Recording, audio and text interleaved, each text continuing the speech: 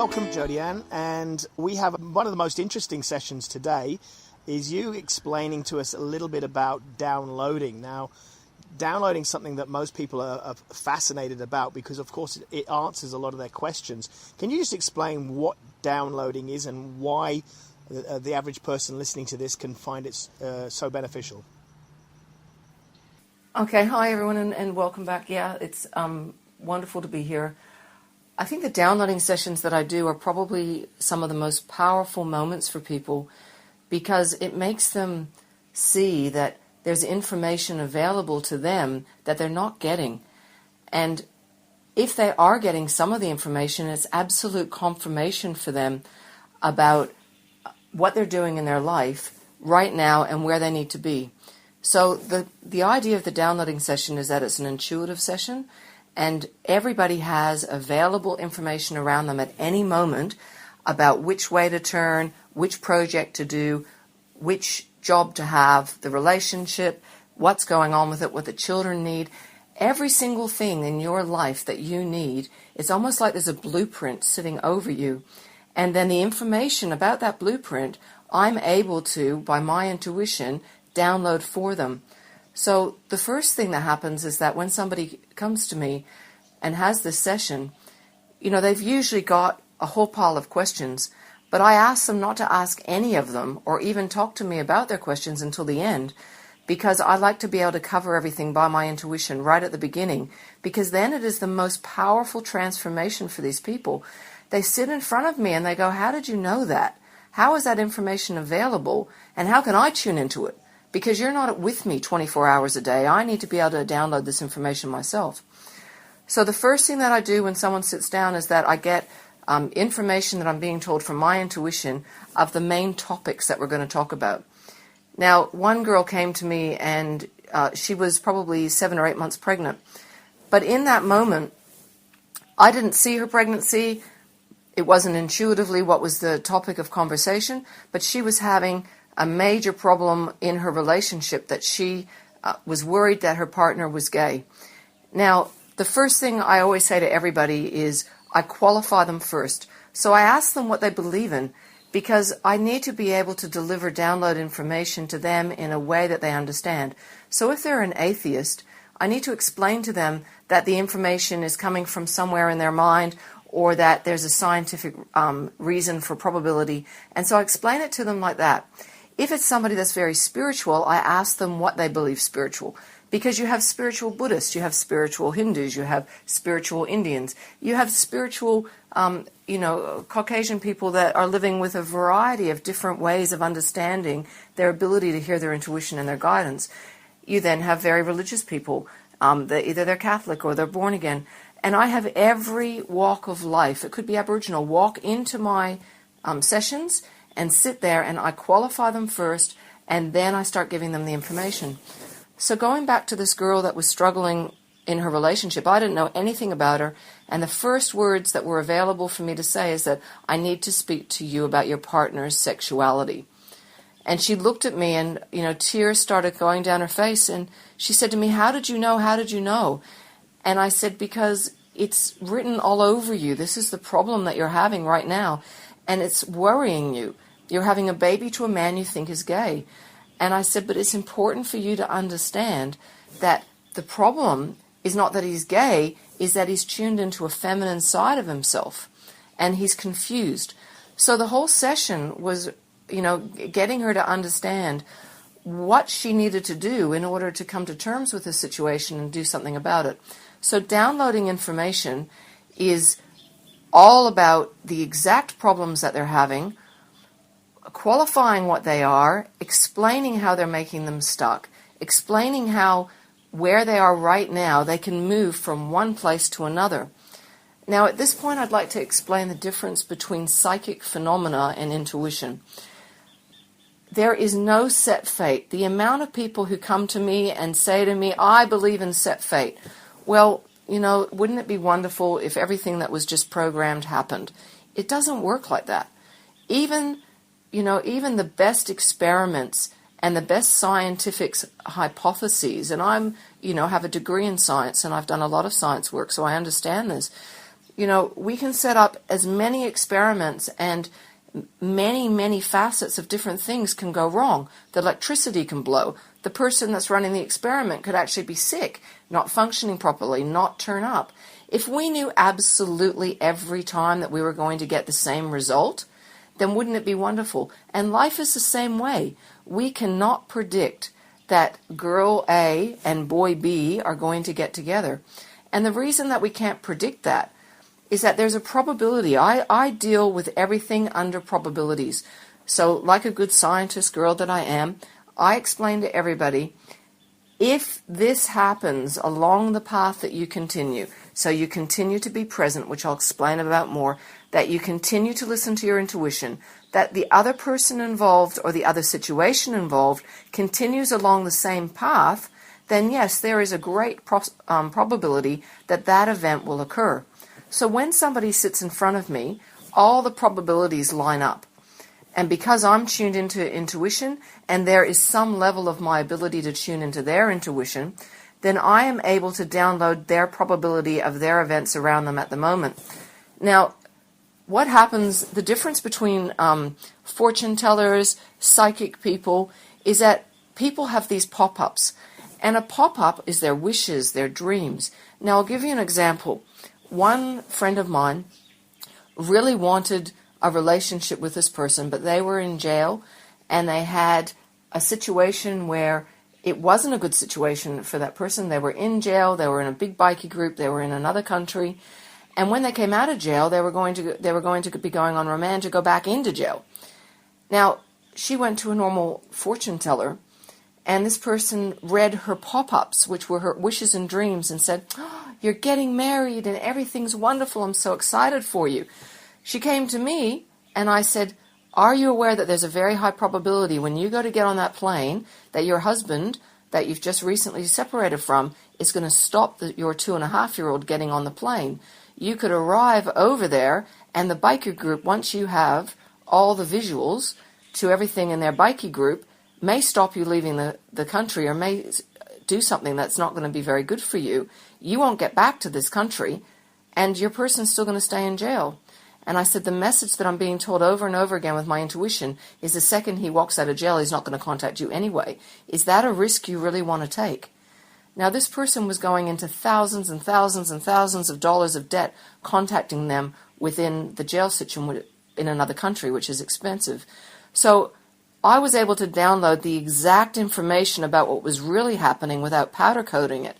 What a psychic does is that they see the situation, but because they haven't tuned into their intuition, and this isn't everybody, this is only some people who use psychic phenomena in this way. Others are tuned in with their intuition like I am.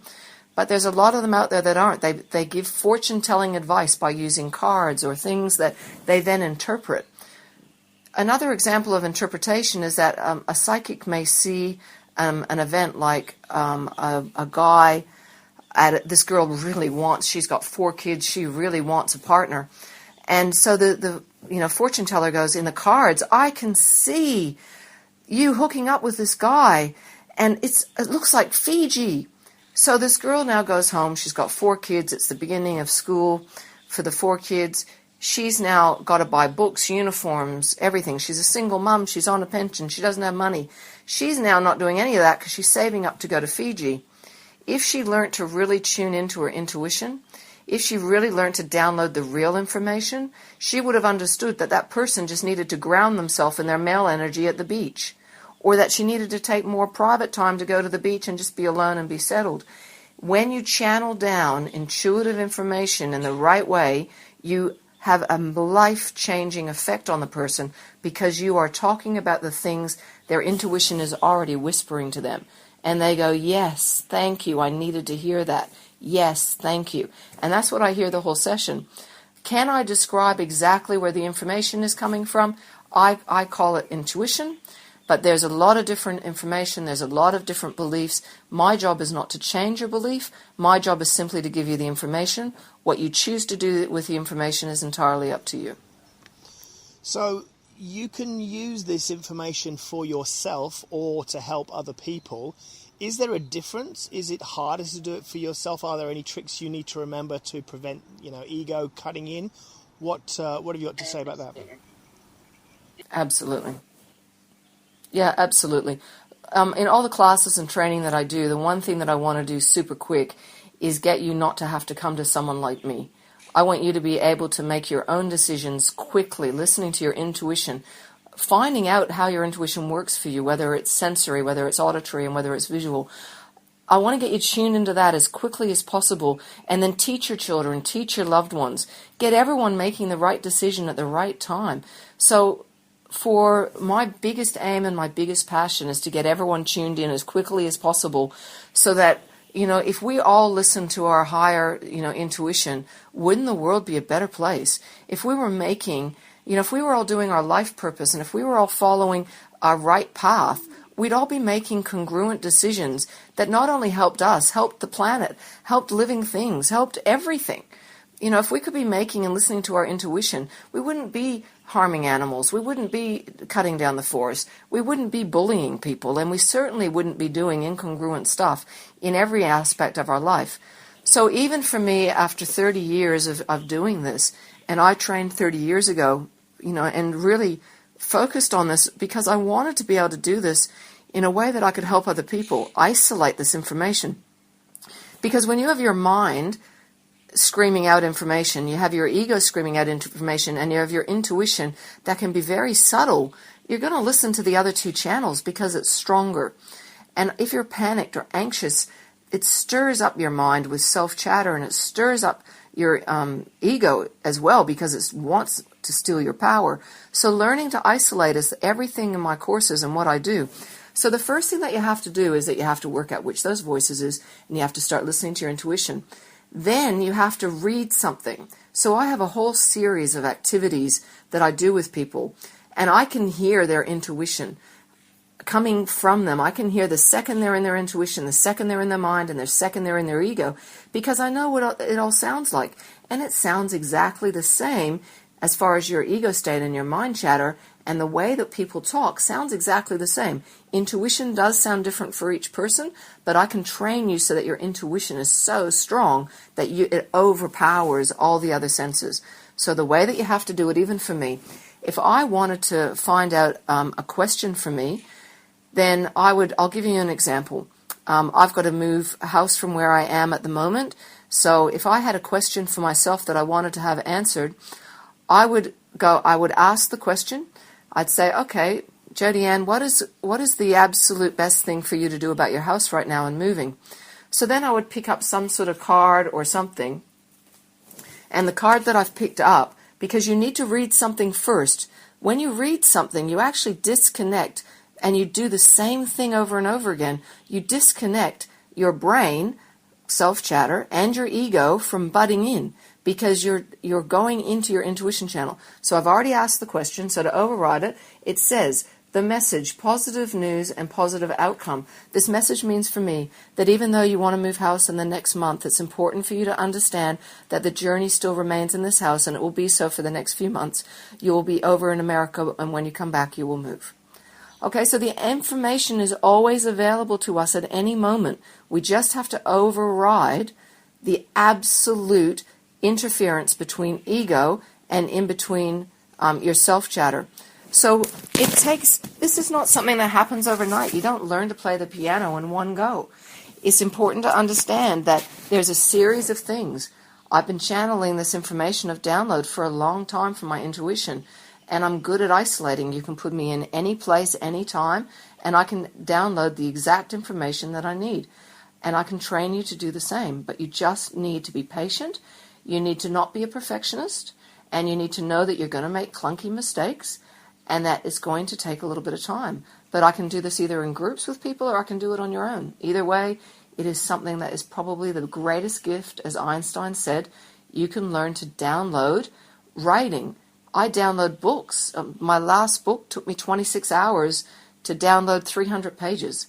Once you start downloading information, it's just practicing. Word at a time, sentence at a time, page at a time. And the same with words to conversation. It's the same thing. It's a very valuable gift that everybody needs to learn.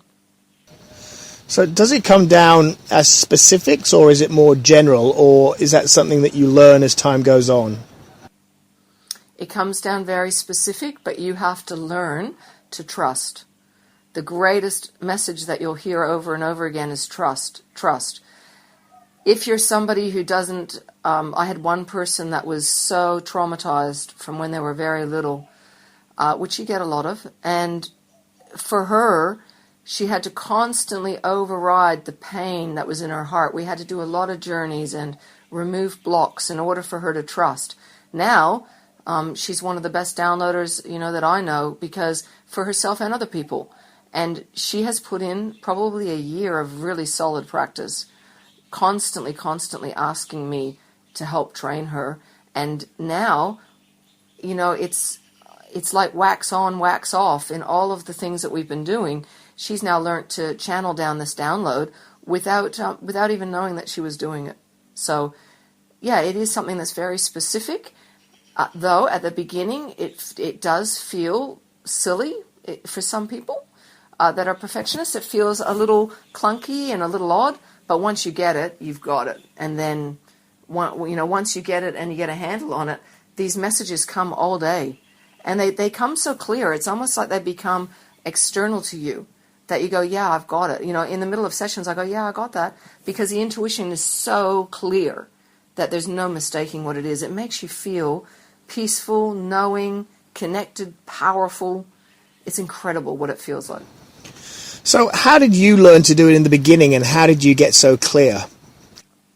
I'm not sure if I've told this story before, but I had, when I finished off my nursing, I had to go somewhere to get a graduate program. And I was so highly trained in psychiatry that to actually, 8 levels up, to actually pay me in a graduate program was like paying one of the top nurses. So for 6 months, I went, in order for me to progress in general nursing, I had to have this course. So I went everywhere, all over the place. Even I was living in Perth, tried everywhere all over Australia. And then I even tried at the Air Force and said, please take me. And they said, once you've done your course, dear. So I had to do the postgraduate course, and I ran Kalgoorlie in the middle of the desert for the very last place on earth I'd want to be when I'm a beach girl in the middle of the desert. And they had basically said yes. They wanted my psych ticket. They wanted everything that I was and all my knowledge. And they said, look, we'll give you, whatever you need to get up here. And I met this girl who was part of my spiritual experiences when I was very young. And when I started, she was in this class, the only person I'd really talked spiritually with, and she was in a class to learn how to hear your intuition. And she had arrived in Kalgoorlie as well a week before me and said, you know why you're here? And I went, no. She said, because you've got to do this course with me. And I stayed in Kalgoorlie for 3 years, studying with this lady for 8 hours a week. And it was a lot of study and a lot of hard work. And it was as difficult as my nursing training, because if you don't get that right, people die. If I don't get these messages right, you've got to really, I can really muck up someone's life. You've got to make sure you do this, and that you do it absolutely 100% accurately. And before I opened my mouth and helped another human being, I tested the theory over and over and over again. And I tested it running emergency departments. For years, I ran emergency departments. Really, before I started training people, it was probably 10 years of testing over and over and over again that I was right, that these messages were coming clearly. And I gave messages to people, but I certainly made sure before I taught other people and that I did what I'm doing now, I made sure that I was giving this information correctly. So in emergency department, I had 50 to 100 people all there. I knew who was crashing, when they were crashing, who was sick, what they had, what was wrong, how to help them, what doctor needed to be where. It's like you get all of this information coming at you and you have to isolate. Well, I always isolate. You get images and you get words and you get everything coming at you. I always isolate back to my intuition channel so I get it right.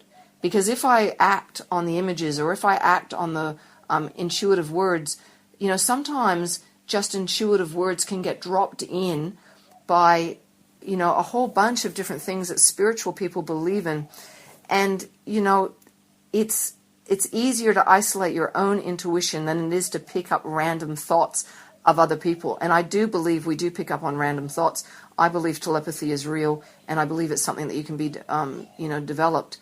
To give you an example so that you realize that tuning into your own intuition is the most powerful thing and tuning into telepathy is not, is my daughter had been drinking this rice milk powder for years and years when she was young.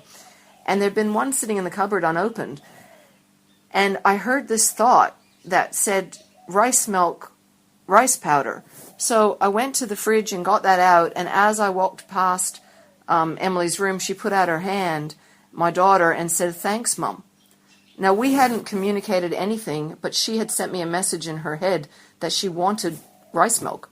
And she hadn't had it for years. And had been sitting in the cupboard for all that time, sealed up, and was still in date. And I gave it to her.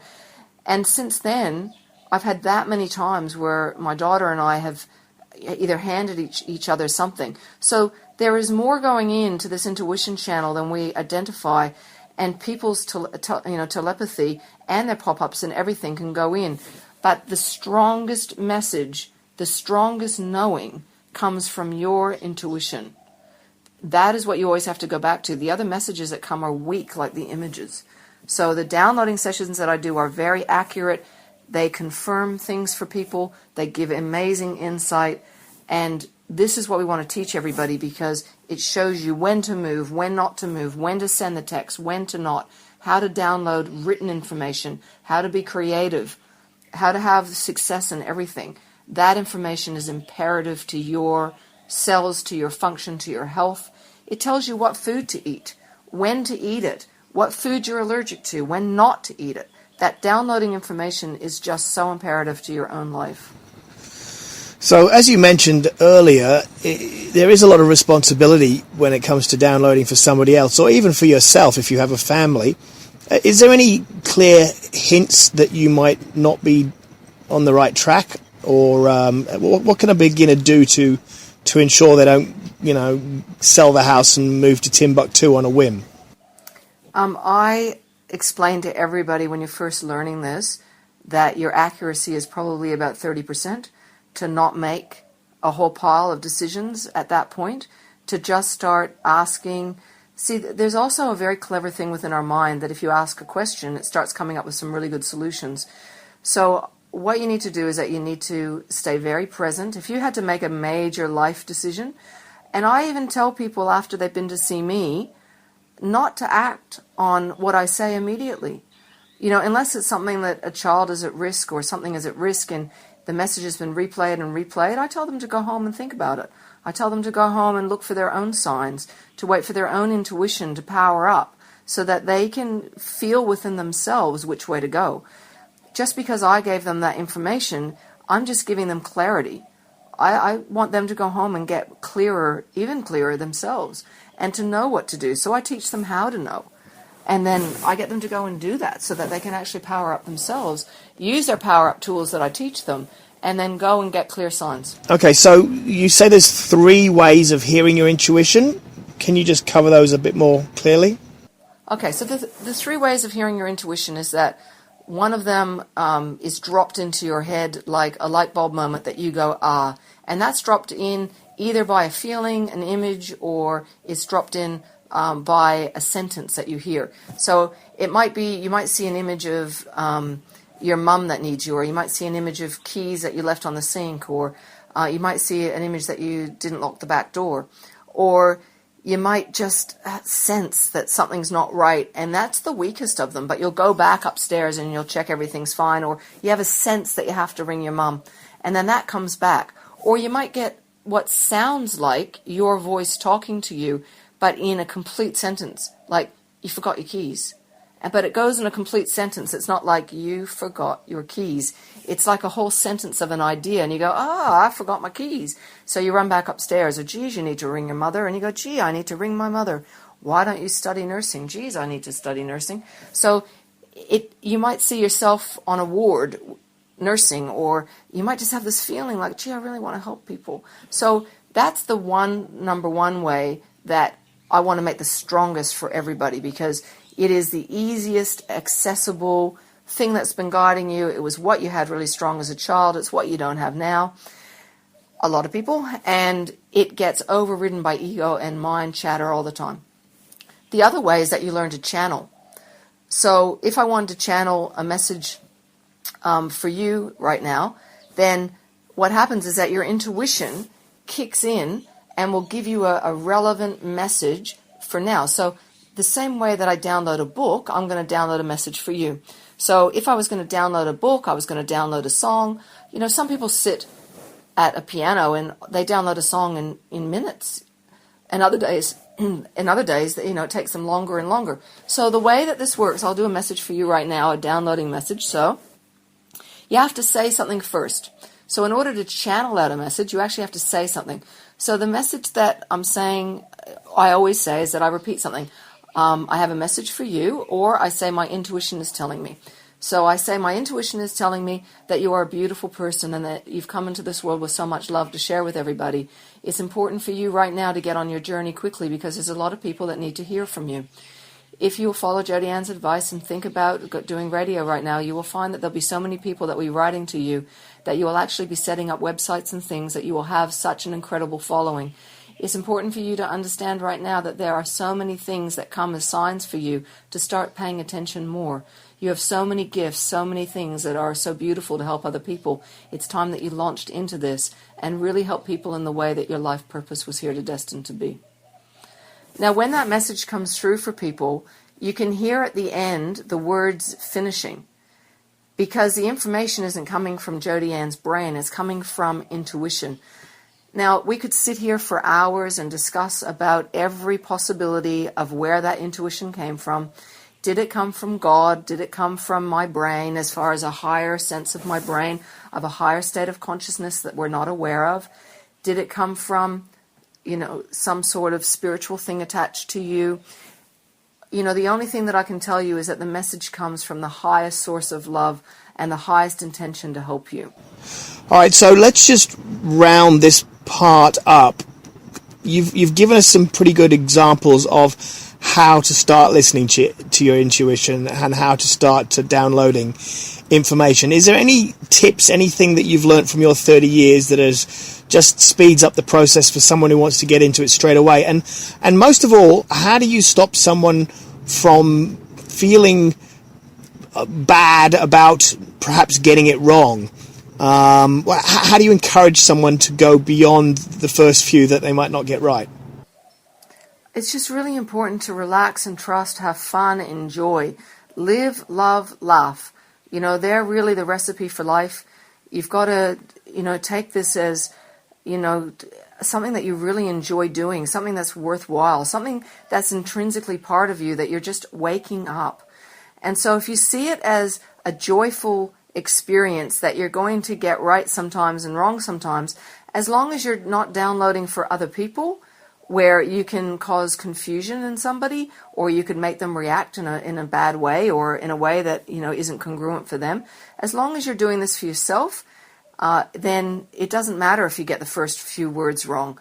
I actually advise people to get an exercise book, a new one, and say, today is a beautiful day, or describe the day, and then say, my intuition's here and it's telling me, and then just allow a few words to come out. The intuition may come out and say, okay, I'll do one for me. Okay, so today is a very warm day. I'm in Queensland. The sun is shining. We'll have a thunderstorm tonight, I would think so. My intuition's here and he's telling me that I need to have more sleep. Okay, so that's the first thing, is that my intuition is telling me, and I always call my intuition a he, by the way. My intuition is telling me that I need more sleep. So there was an important message for me. I do need more sleep because I'm not sleeping very well at the moment.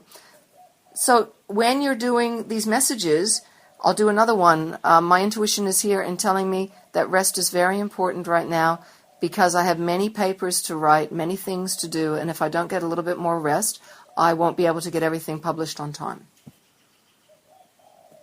So there's a message for me. Your intuition always has a beautiful message for you. It's just, or a very important message for you. It's just learning to do this. So you can either say it out loud or you can write it. I have probably, 100 notes on my phone from me just downloading information. at any moment, all of a sudden I just start downloading things. And, it might be important to me, it might be important to somebody else, it might even be starting a book. One day I was sitting at the beach, I was upset about a relationship that had just ended, and I started crying, and I just heard the words, "just breathe." And then all of a sudden, out starts a book. And I sat at the beach probably for about 2 hours on my phone, downloading the first few chapters of this book that I'm almost finished now. So downloading is very important. It's very worthwhile doing. It's something that you want to teach your children, especially for safety, especially for life purpose. Probably the biggest thing about downloading is it gets you back on track. If you miss the signals, miss the signs, aren't on your life purpose, absolutely miserable, stuck, and feeling like the weight of the world is on your shoulders and nothing is going right and you're powerless, then a downloading session is number one, and then learn how to download yourself and then go and teach other people. Okay, so moving on from downloading, let's talk a little bit about journeys, because that's another way that you seem to be able to unravel people and help them through dramas and situations. Can you just explain a little bit about journeys and what they are? Yeah, absolutely. The message that I get to as I start talking about this is the journey that I took you on.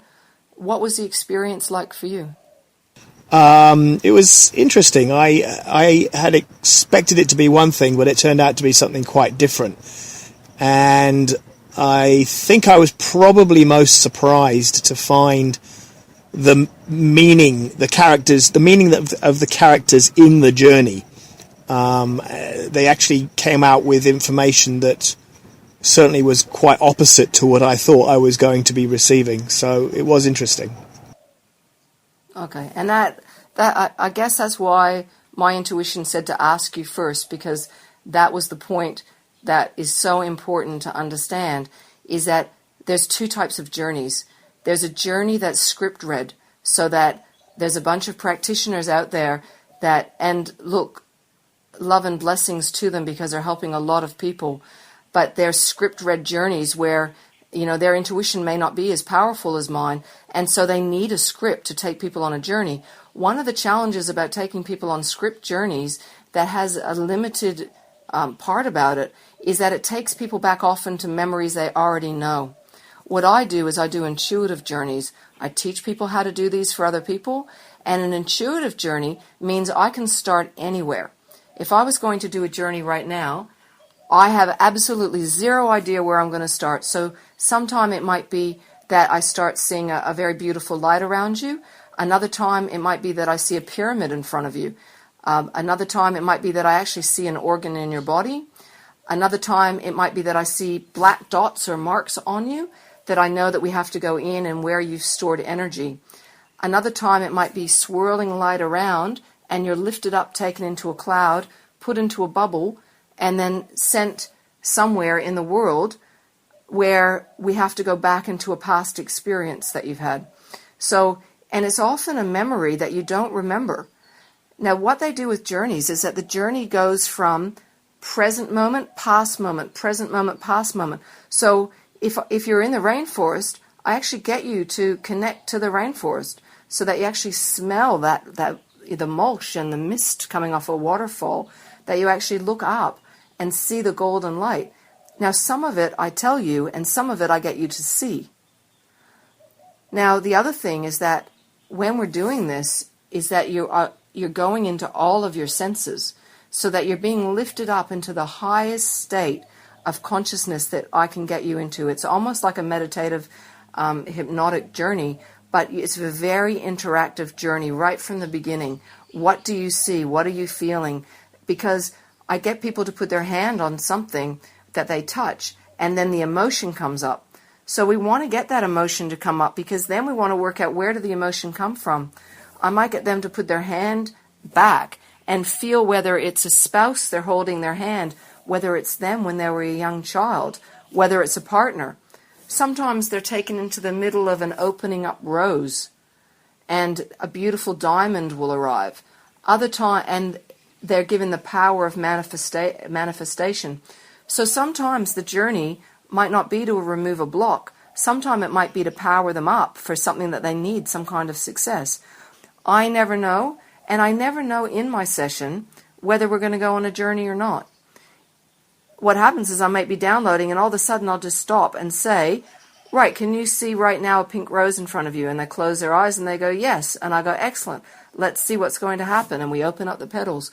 So the journey could be this beautiful, la-la kind of journey where I drop my voice and it becomes peaceful. And these are all the ones that you can download yourself that I've pre-recorded. Or they can be very quick, sharp, moving, unblocking, pressing reset. Everything of the journey empowers the person.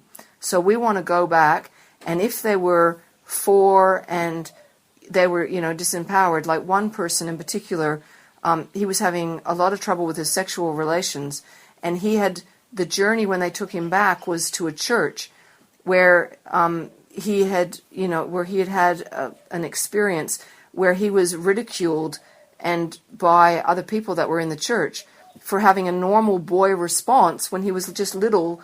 And in that moment, from now on, every time that he had a sexual encounter, he had to pretend he was Superman. So there's so many things that happen that go back into, are stored into our limbic system that's unconscious, that we don't know. And it's these journeys, these moments that we need to go back into in order to erase them and reset them. So with the journeys, are they into someone's intuition? Are you probing someone's intuition, or are you probing something more etheric than that? What is the essence of a journey? It's actually a really good question, Jeff, because I've never really stopped to think about the other person's intuition coming into it too, but it must. The guided journeys that I do come down completely from my intuition, of which I'm being shown the images, I'm being told the words, I'm in the scene with them, I can see everything playing out as a film. As far as them being tuned into their intuition, yes, I would say that they are, because they are going through exactly the same channel that I am in order to see the same images. So I would say what's happening is that we're being connected to the same channel of intuition, because as I'm seeing something, they often tell me they just saw it or they already saw it.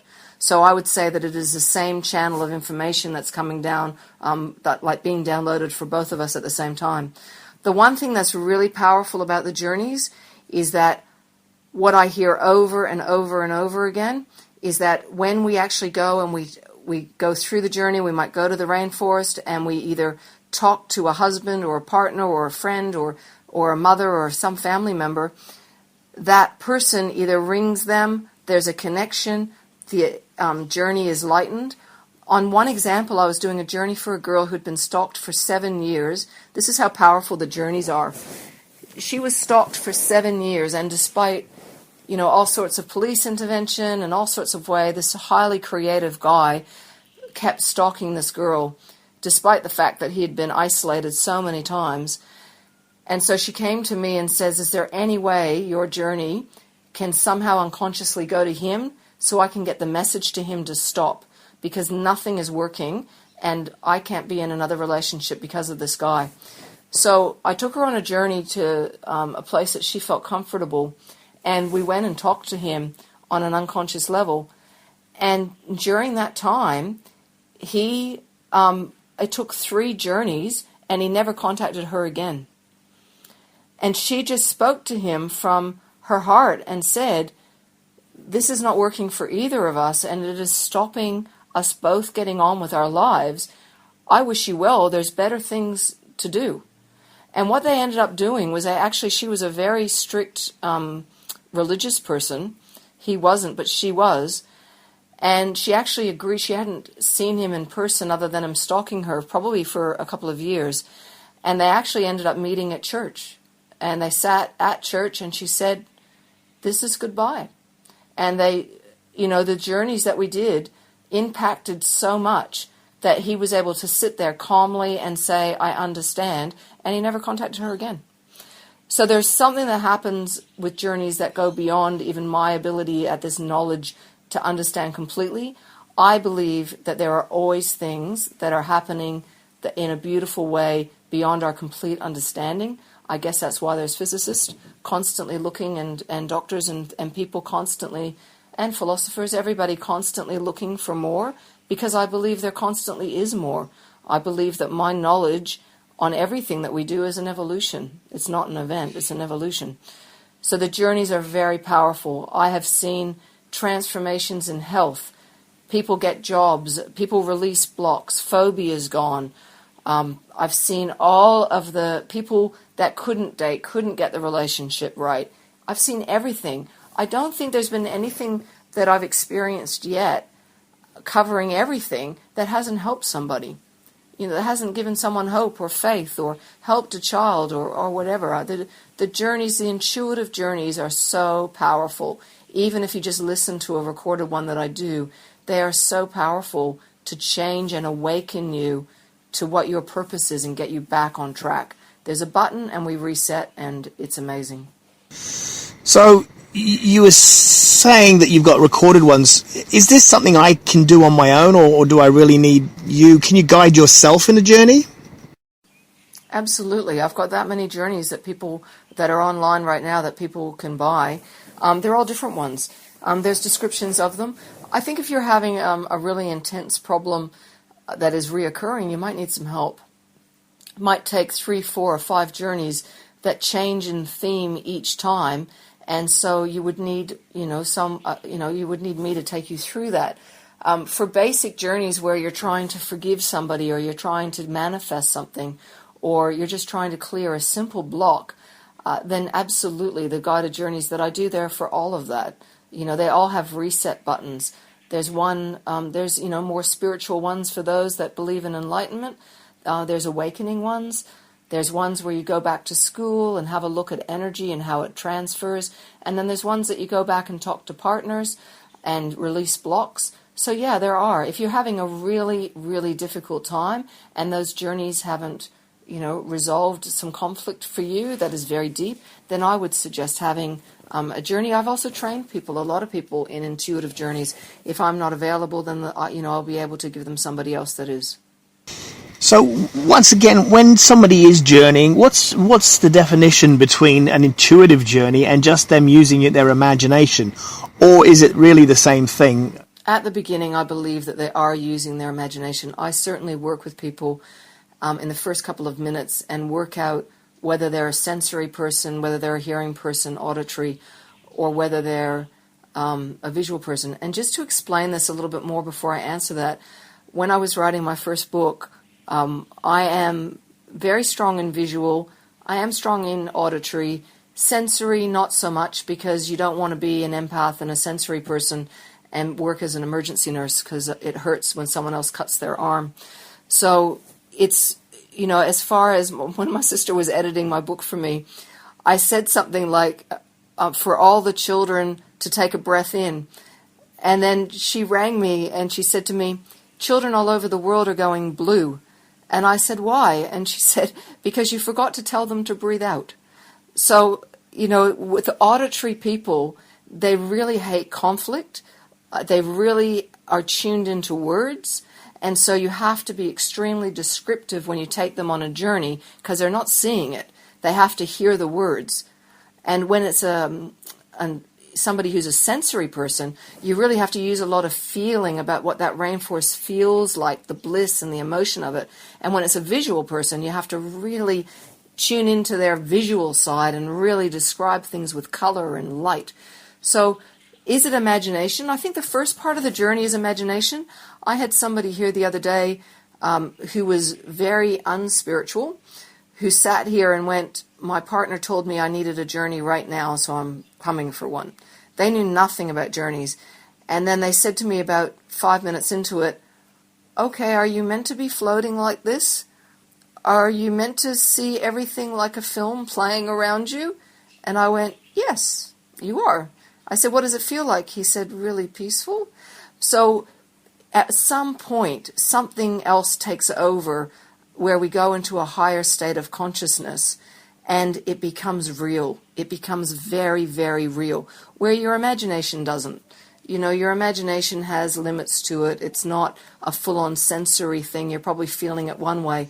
By the time you click into this, and by the time the journey is really full-on into the journey, everything is like it's replaying for you. So you are smelling it and feeling it and experiencing it, and the conversation with the people is so real, and the experience is so real and so powerful. So it does go beyond imagination, and where it goes to from there into a higher level of consciousness, I think the best scientists are still trying to work that out right now.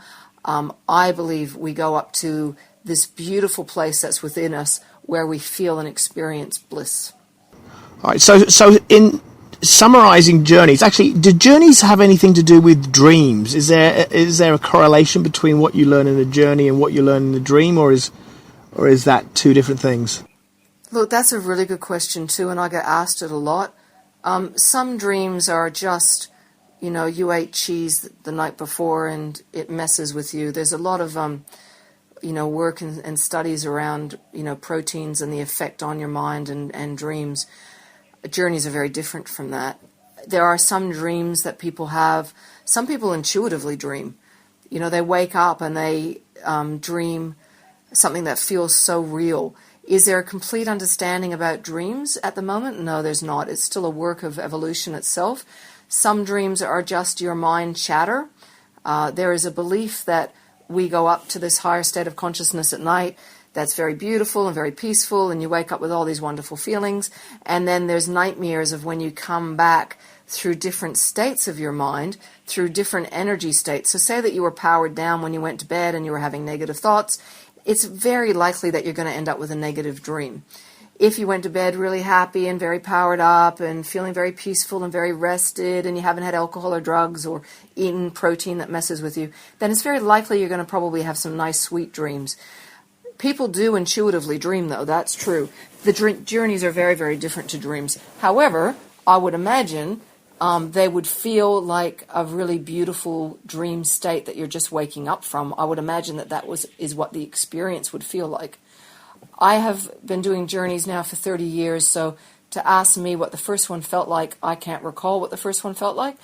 The ones now, I can tell you that even as I'm experiencing for them myself and for the other person, they just feel absolutely beautiful, I guess, like when you wake up from a beautiful dream. So there is a correlation.